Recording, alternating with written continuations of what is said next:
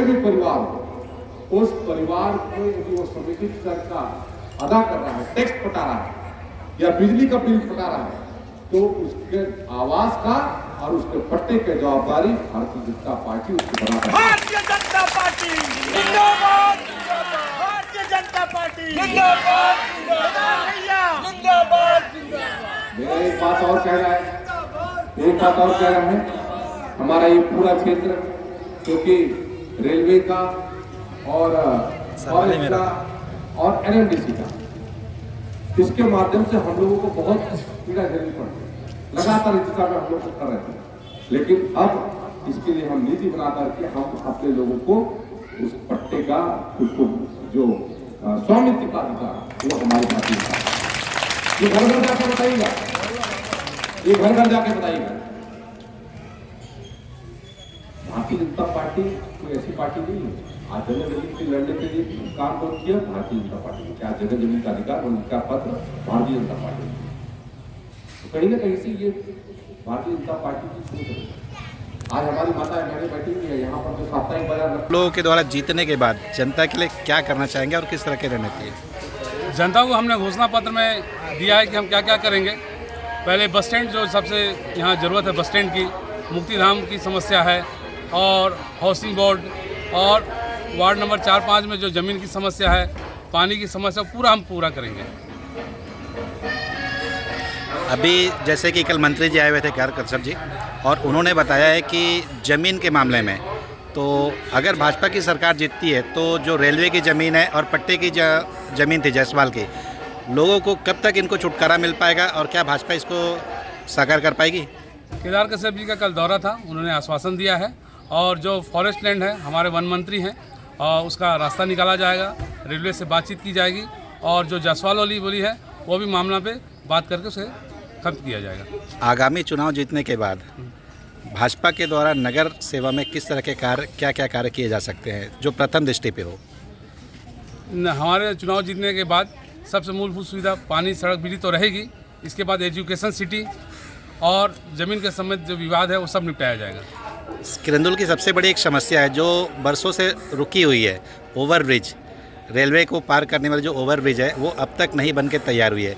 हमारे घोषणा पत्र में उसको प्रार्थना दिया गया है, ओवरब्रिज को, रेलवे के फुटवेयर को, और जो भी किरंदुल में जैसे बाढ़ आई थी, नाला चौड़ीकरण, ये सब हमारी पहली प्रार्थना रहेगी।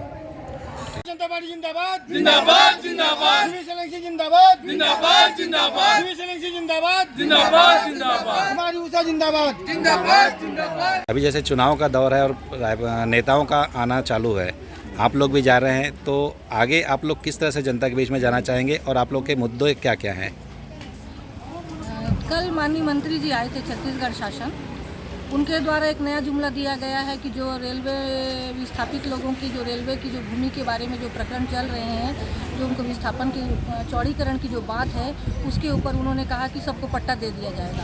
वन भूमि पे काबिज लोग जो जहाँ बैठे हैं उनको पट्टा दे दिया जाएगा। तो मैं शासन से ये पूछना चाहती हूँ कि 15 साल रमन सरकार भी छत्तीसगढ़ में रही है, उस समय उन लोगों ने इस पर संज्ञान क्यों नहीं लिया?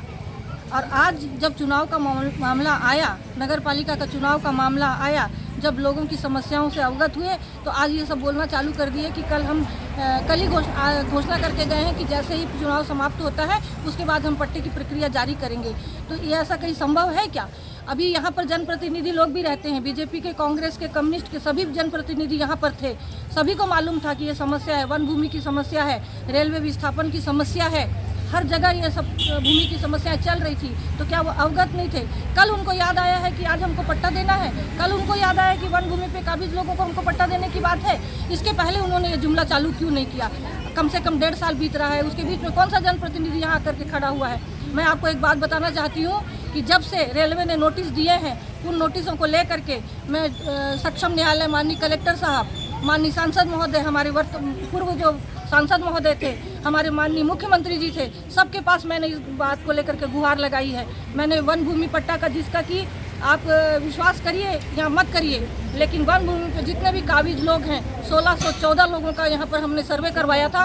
वो जो परिवार अभी कुछ और भी बढ़ गए हैं। आज तक इनको किसी को भी एक भी पार्टी को जानकारी नहीं है कि कितने पट्टों को, कितने वन भूमि लोग बैठे हैं और कितने वन भूमि के पट्टों के बारे में आवेदन दिया गया है। खाली जुमलाबाजी करने से नहीं चलता है। जैसे कि कल बताए कि रेलवे की भूमि और जायसवाल जो है कोई, उन्होंने पट्टा के कारण यहाँ से कोर्ट से जीत करके 5 नंबर और 4 नंबर वार्ड लोगों को नोटिस दिया गया था खाली कराने के लिए।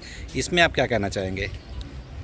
इस संबंध में मैं बताना चाहती हूँ कि जब ये मामला आया राजस्व के मामले में, जब उन्होंने आवेदन किया, जायसवाल जी ने, कोरबा से कोई परिवार है, उनके पिताश्री का निधन हो गया था। वो 3 भाई हैं, तीनों भाइयों ने मिलकर के एक आवेदन लगाया है कि उस भूमि का नामांतरण हमारे नाम पर किया जाए। तो उस एरिया में जो 5 नंबर और 6 नंबर के बीच की जो मध्य की जो भूमि है, वहाँ पर हमारे 162 परिवार बैठे हैं। 162 परिवारों को लेकर के हमने सर्वे करवाया।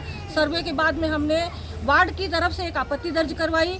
तत्पश्चात हमारी नगर पालिका परिषद में हम उस पर काबिज रहे हैं 5 वर्ष, तो हमने नगर पालिका परिषद से भी एक प्रस्ताव वहाँ से तैयार करके हमारे माननीय नगर पालिका अध्यक्ष के माध्यम से भी हमने वहाँ पर आपत्ति दर्ज करवाई है। और मुझे विश्वास है कि वो राजस्व का प्रकरण है और उस प्रकरण में हमारी जीत होगी। जहाँ तक रेलवे विस्थापन की बात है, आप उनसे ये पूछिए कि उनके पास कोई डाटा है कि कितने परिवार वहाँ प्रभावित हो रहे हैं। मैं बताना चाहती हूँ कि मेरे पास में डाटा है। 916 परिवार रेलवे के विस्थापन के दर्ज में आए हुए हैं और उनको लेकर के मैं हर जगह जहाँ पर भी मेरी आवाज़ जाती है मैं वहाँ तक बात करी हूँ। और माननीय मंत्री जी का कहना कि हम पट्टा दिला देंगे, तो छत्तीसगढ़ शासन, क्या हमारी भी सरकार थी? छत्तीसगढ़ शासन नहीं कर सकता केंद्र सरकार से, क्योंकि रेलवे जो है वो सेंट्रल गवर्नमेंट का एक उपक्रम है और रेलवे प्रशासन तभी वहाँ पर कोई भी कार्रवाई और कुछ भी निष्कासन वाली कार्रवाई है केंद्र सरकार करती है। तो हमारे माननीय मंत्री जी का कहना बिल्कुल गलत है कि मैं पट्टा दिला दूंगा। जब तक केंद्र सरकार का कोई आदेश नहीं होगा यहाँ पर पट्टा देने की कोई कार्रवाई नहीं हो सकती। आप जगदलपुर में जाकर के देखिए, यहाँ पर किरंदुल में तो उन्होंने लाइट नहीं काट पाए, उन्होंने पानी नहीं काट पाए। क्यों नहीं काट पाए? क्योंकि हम वहाँ पर खड़े थे। आप जाकर के जगदलपुर के रेलवे स्टेशन पर देखिए, आजू बाजू का सबका कनेक्शन कट चुका है, पानी के लाइनें कट चुकी हैं। उस समय ये सब कहाँ थे? आज जो इतनी बड़ी बड़ी बातें करने के लिए लोग आ जाते हैं, लेकिन उस समय लोग कहाँ थे?